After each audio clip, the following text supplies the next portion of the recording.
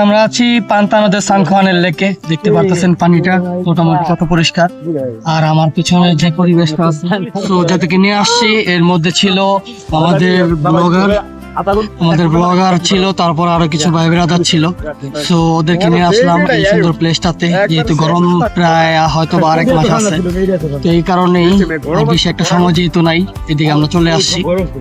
So আপনারা যারা এরকম সুন্দর সুন্দর প্লেস গুলোতে আসতে চান বা এরকম সুন্দর সুন্দর প্লেস গুলোতে আপনাদের ছুটির মূল্যবান দিনগুলো আপনারা সময়গুলো কাটাতে চান, তারা আমার সাথে যোগাযোগ করতে পারবেন। আমার এই স্ক্রিনের উপরে দেখতে পারতেছেন আমার মোবাইল নাম্বার দেওয়া আছে, সেদিক থেকে আপনারা ফোন দিতে পারবেন, আর হোয়াটসঅ্যাপ নাম্বারও আমার সাথে কন্ট্যাক্ট করতে পারবেন। তো চলুন আমরা এখন এই পানিতে একটু জলকেলি করি, একটু আনন্দ করি, একটু গোসল করি, কারণ যেহেতু মাটিতে পাই না আপনারা জানেন, তাই আমরা পান্তা নদের সানখোয়ান চলে আসি। So let's go.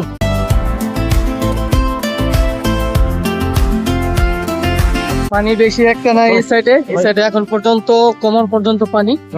আরেকটু দূরে যেতে পারি, বাট আরেকটু দূরে যদি যাই সামনে আমাদের ব্যাকটেক গুলো আছে, এগুলো নাই। সো রিস্কটা নিতে আসলে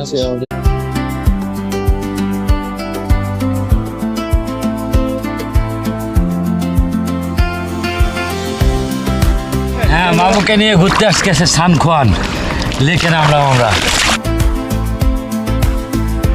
অনেকদিন পরে একটু গোসল করলাম। কেমন লাগতেছে ঘুরতে এসে? এই তো পানিতে গোসল করলাম, খুব ভালো লাগতেছে। পানিটা একটু ঠান্ডা, বাট যেহেতু গরমের সময় একটু ঠান্ডা খারাপ লাগে না।